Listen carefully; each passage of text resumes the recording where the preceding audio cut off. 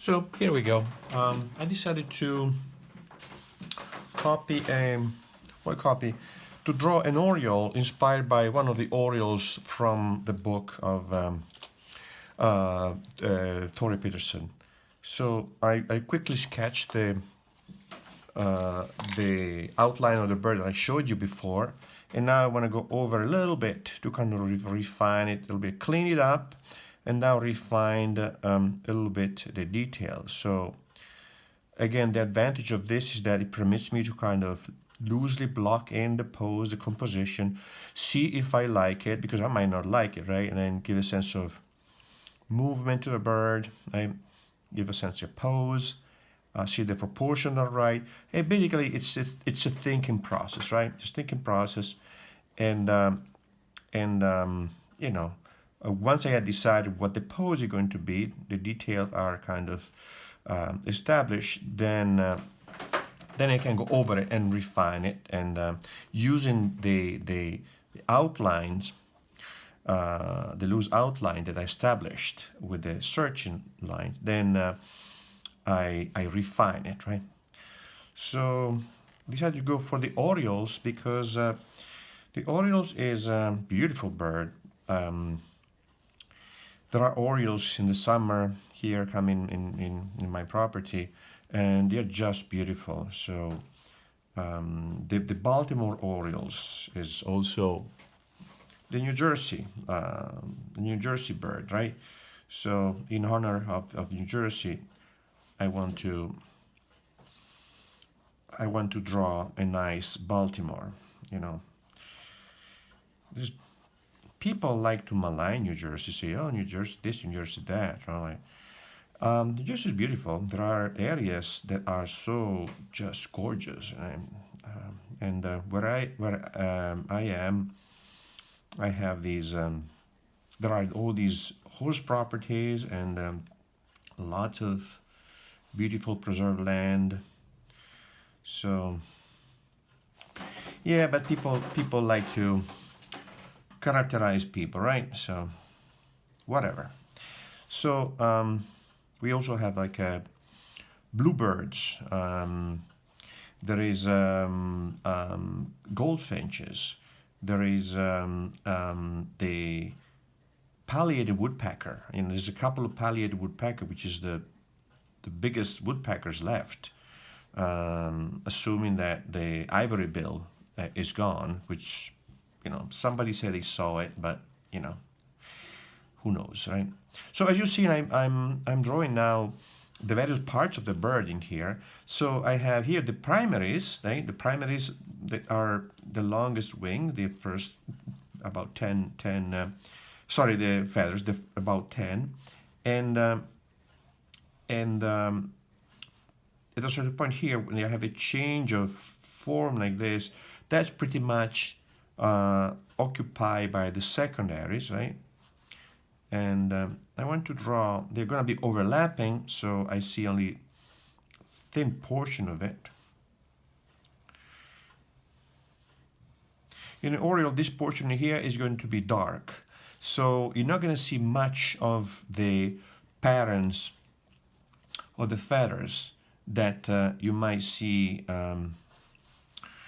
in a bird with lighter feathers. So I didn't want to put too many feathers, but overall in here, if you have to draw the feathers here, you would start with this pattern here, like this, right? Here, like this, like we've done for the other animals, as we mentioned before, and you block in the pattern of the feather. You would look for the specific pattern that each bird has. So now here is the tail, right? And I'm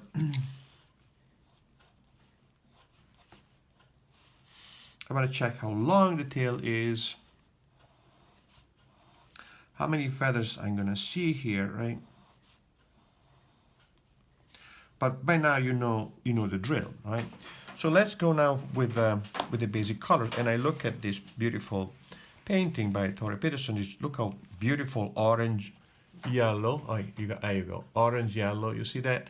And I'm gonna start with the lightest yellow, right? And then go over it with the orange. So we have seen already the method of dark over light. So that yellow is a warm yellow, right? So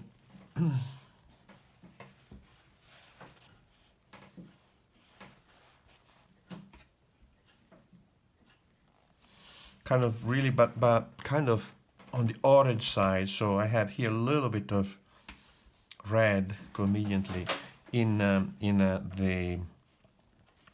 the warm yellow that warms it up and makes it an orange. And now I try to copy the patterns. I'm gonna go pretty dark with the yellow. I mean, pretty intense with the chroma of the color, because it's a bright bird.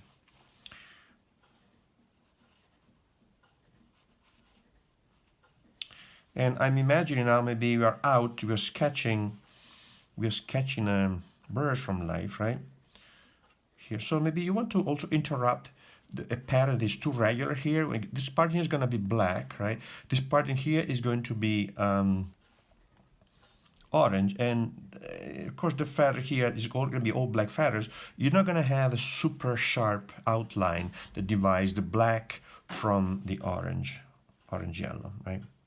So I'm going to start already creating some sort of unevenness in the pattern. So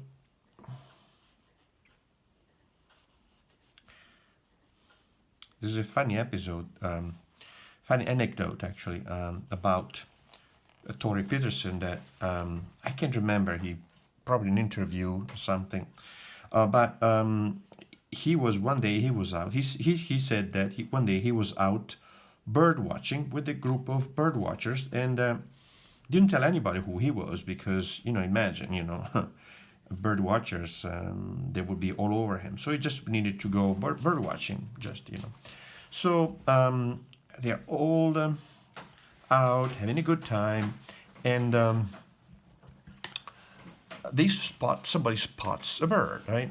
And they start saying, "Oh, that's such and such, that's such and such," and Tory Peterson says, "Well, I think that is whatever, right? Let's say a Bullock's Oriole, which is one of the Orioles here, depicted." So this other person says, no, I don't think that's a Bullock, that is a Baltimore Oriole. And they just start talking and chatting about this, kind of going back and forth. And a certain point, so now you're seeing how I'm getting now a little bit of orange over this basic yellow, right? Because and I'm putting it down as it's still. I have the orange, the first yellow orange kind of wet, because I want this orange to kind of spread evenly. Maybe I'm not going to put it the same amount of color here, because this is maybe catches some light, so it's going to be a little bit lighter, right? So in here I have a kind of the fluffiness of the feathers, etc. So anyway, so eventually they get into this argument, and this person says, "Well, let's settle this. Let's get the Tory Peterson guide out, and then and then we'll see, right?" So at that point, he told that person who he was, but I thought it was a funny anecdote anyway. So okay, so now I'm gonna maybe kind of darken this area here a little bit, because imagine that is just orange, but it will be darker, because in the shade, right, in the shadow. So I'm going to maybe kind of take off some chroma off of this orange in the underbelly here, because I want to create this sense of volume, right? So guys, I had to stop a second because my cat wants to go out, and I apologize. These cats are in and out. I'm sorry.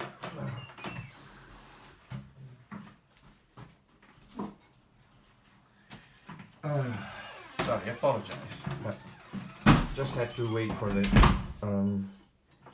this color to dry up a little bit, right? Yeah, so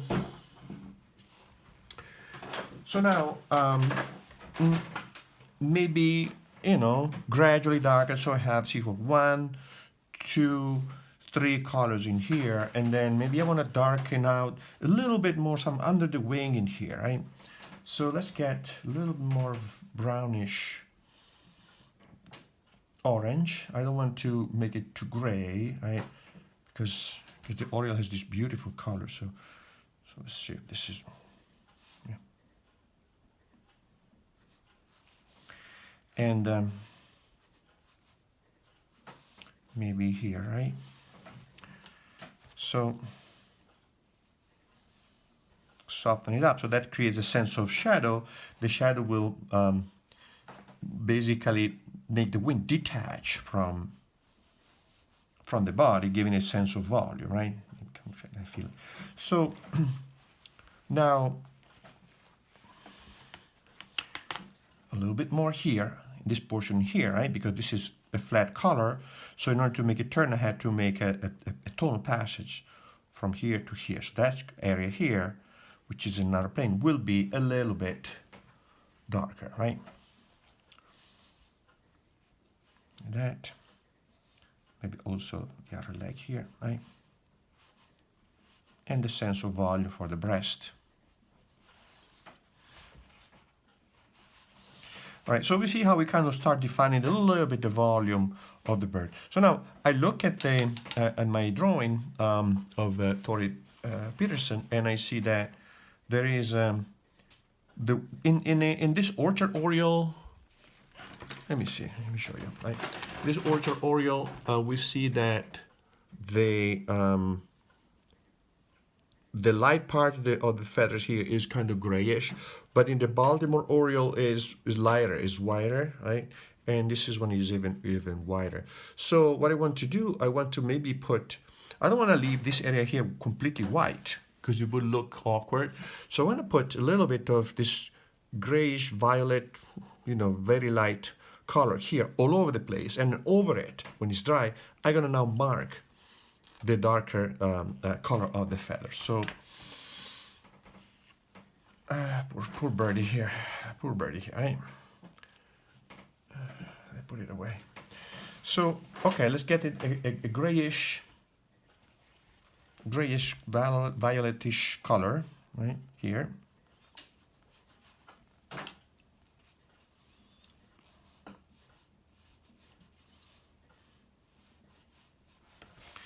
And maybe I can lift some up here, imagining that there's going to be an area with light, right? So the value here is going to be slightly lighter, and even can lift this, look like this. And in this area here, maybe a little bit darker, right? That way I kind of hint, just barely, it doesn't need to be too much, right?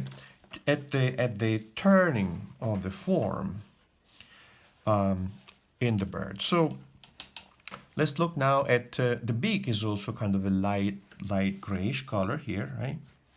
And the eye is pretty black, so we leave the eye alone. But I want to block in the beak. And now we go for the the black part of the bird, right? So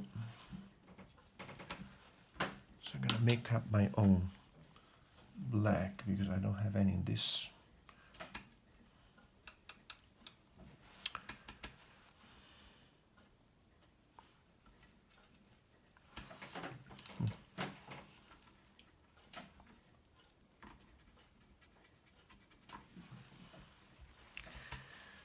So that is really pitch black though, right? So I need to kind of really get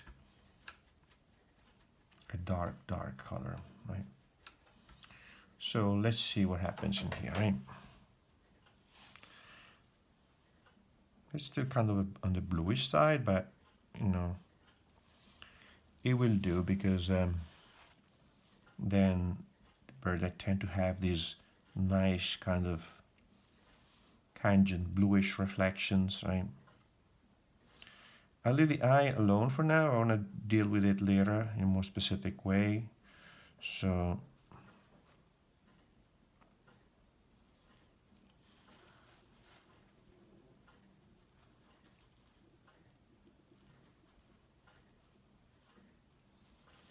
So as you see, I'm not going to go super dark, right? Completely, right? Super dark.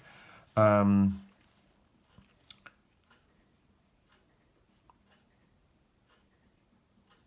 because I want to be able to decide how dark I need to go. But definitely, it's going to be a very dark value, right? That's very dark. Little mosquitoes or whatever they are.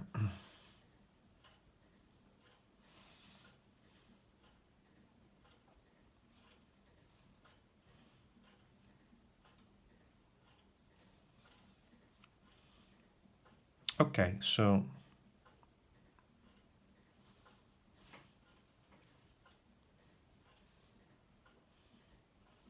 sorry, I don't have a recipe for you today, guys. I'm warming up leftovers. um, but they're good.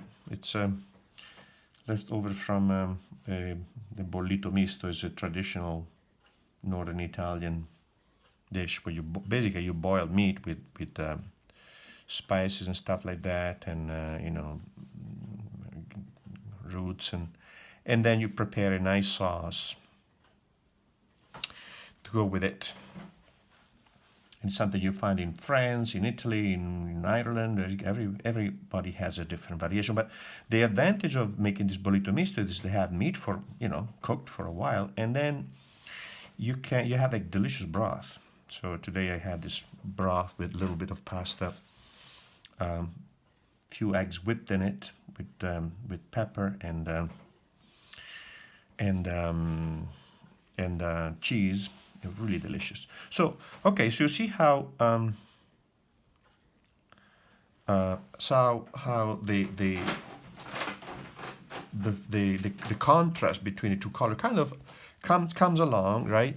It starts defining the typical color patterns of the Oriole. And now I want to go over the. You see the feather. The back of the feathers here are black, right here. So now I've been working with for this one with the number 8, right? For these areas in here with the number 4, but now I think I need again the small guns, and I'm gonna get this little number 2, which is gonna be sufficient for what I have to do, right? I mean, these brushes are very expensive, but they are so versatile, and it's such a pleasure to use them and they last quite some time. So, you know,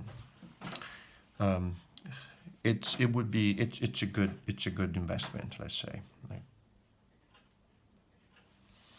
So now here the feathers in here, I see how they are.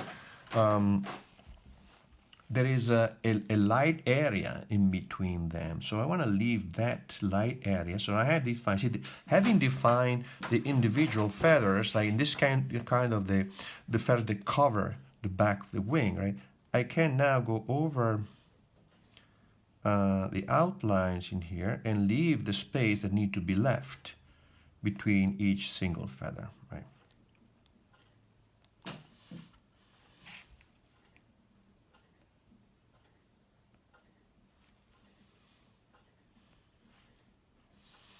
So I don't know, maybe if you have a specific favorite bird that you would like to copy, why don't you do that, right? Why don't you do that? If I don't know what the state bird for Pennsylvania or Guam is, so maybe you can honor your, you know, your state of where you live, and we can get to know other birds, right? So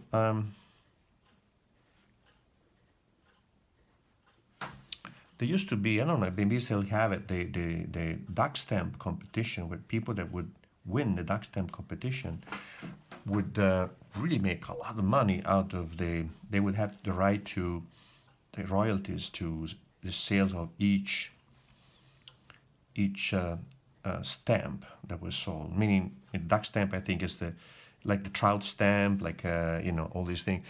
When you go hunting or fishing, you need to buy, for example, the trout stamp, and it has you know, a painting that has been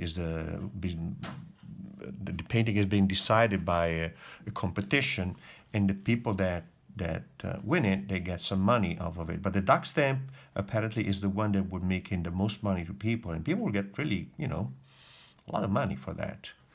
So I don't know if this duck stamp is still something that people do. Maybe we don't have it anymore. Who knows? I almost tried a couple of times. Then it was takes so much time to do the research and everything. I said, don't have time for that. But you know. So now what I'm doing here, see, I'm trying to imagine that this area here, the cap in here is kind of coming out, has a little bit of a highlight here over the eye, and then this is the cheek in here, where you have a little bit of an area that is lighter, and this portion here is darker, right? So these feathers are all really tiny, and you could paint them if the bird were a little bit lighter, it'll be a little lighter bird in color, right? But in this case, we don't see them. So, but it's good because what I want you to do is start paying attention to the volume more than the single feather, right? So that's the throat, right? And this portion here will get really, really dark, right? But see how we can obtain really a dark color with these six basic colors, right?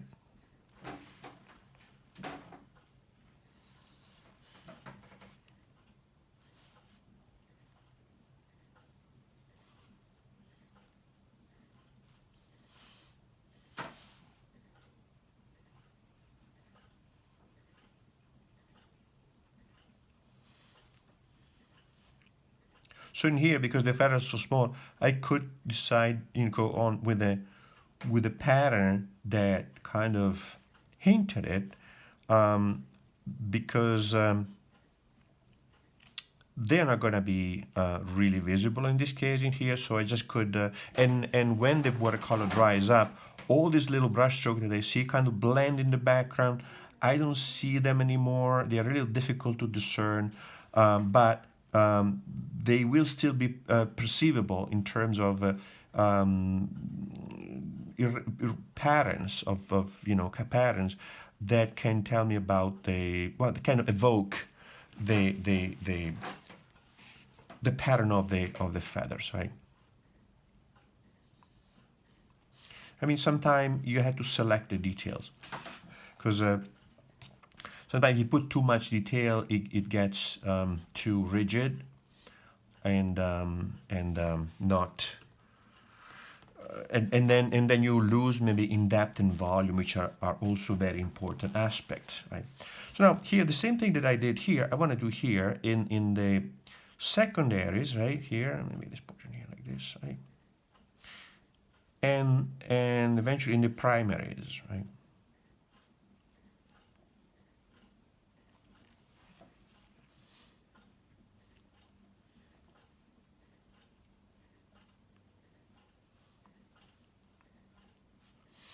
I have this pair of, actually more than like two pairs of bluebirds that nest in, you know, right across in front of my house. I got this little birdhouse. They're so cute. They're really cute. But the squirrels keep invading their little house, and I had to keep kind of reinforcing the little house because they gnaw through it, make holes, wider holes. Squirrels are just like rats with a fluffy tail, right? Anyway, so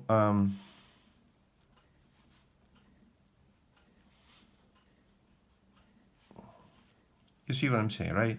So this pattern here will be clearly varying because the feather, when they fold, they might have areas where the one feather covers a little bit more on the following feather. So we're not gonna have a super regular pattern of black and white in here, right?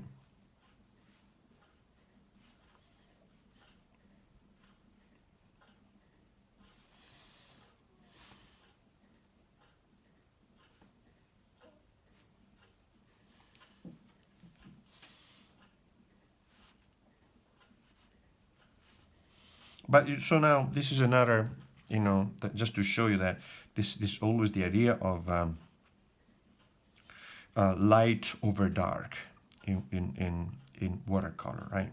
Sorry, the other way around, guys. Sorry, dark over light, right? So I'm gonna let it dry, and then we can go back and intervene on that, right?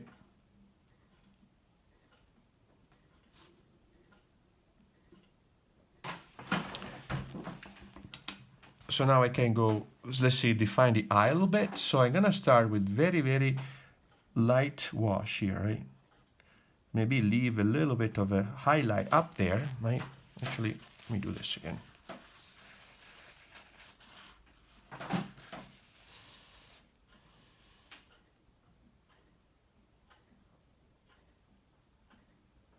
Gonna leave a highlight there, right? And then the beak is the same kind of grayish color, light gray. So I'm gonna block in a little bit more of the gray color here, right? A little bit more, right?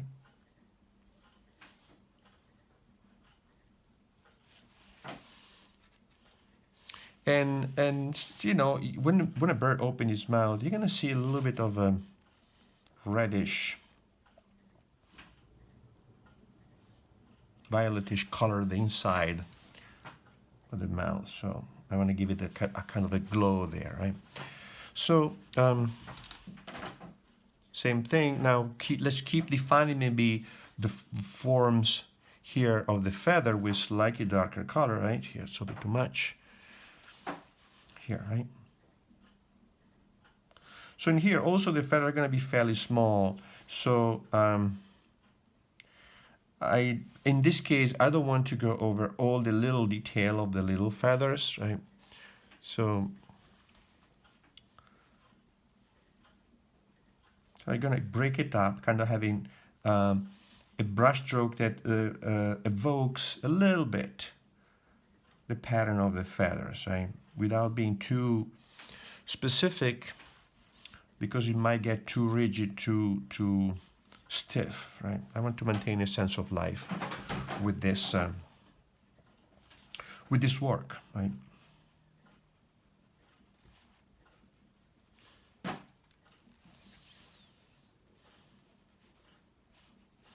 And then now at this point I can define more the individual feathers of the tail, right?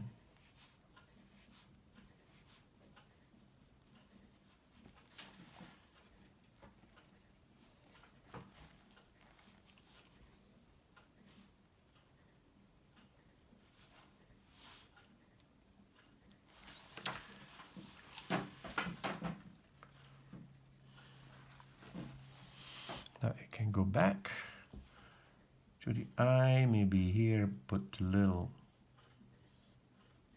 iris here, right?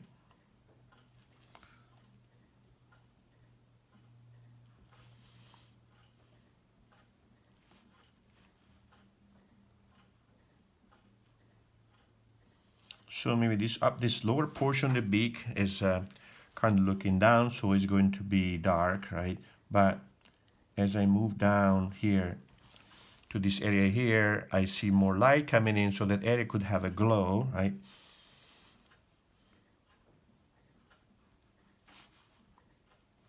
Likewise, this lower portion here could be darker, right? And then here have a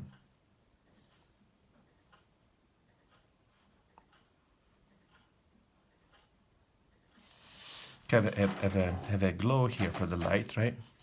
And then I can go back and refine the feathers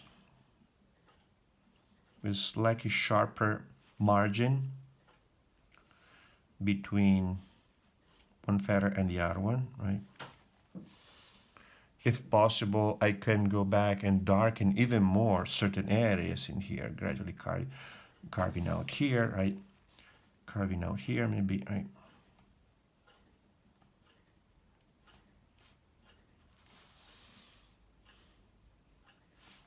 So You can also, when you get to this point in here, when you need to draw, to paint very, very light, very, very thin, sorry, very, very thin line, you could get a pen and ink and go in with thin, thin line made with black ink. But be careful with those because it has to be really gradual, otherwise they can stick out too much, right? And in fact, with details, you could also use colored inks and pen and ink, or smaller and smaller brushes, right?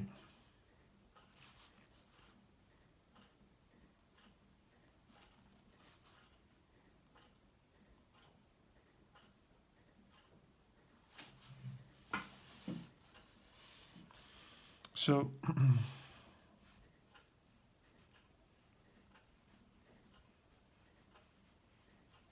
so I think you have an idea, no, how to proceed with this. I could keep going. I could keep going, but I think that you might be chomping at the bit now. You will really want to get going with your drawing, so with your painting. So I'll let you do that, and